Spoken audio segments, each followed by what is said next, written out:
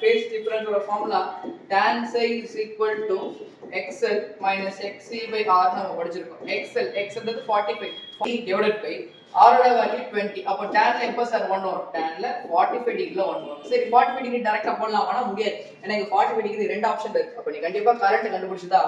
So கரண்டோட formula v by z. அப்ப முதல்ல z கண்டுபிடிங்க. ஏன்னா v எனக்கு தெரியும் 220 அப்படி. z தெரியாது. z ஓட ஃபார்முலா again இங்க பாரு root of r square plus xl minus xc the whole square.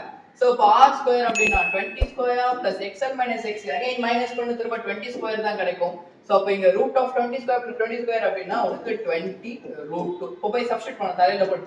I is equal to v ன்றது நமக்கு 220 by 20 root 2. கேன்சல் பண்ணா உங்களுக்கு 11 வருமா? 11 by root 2. 1 by root 2 ஓட வேல்யூ 0.707.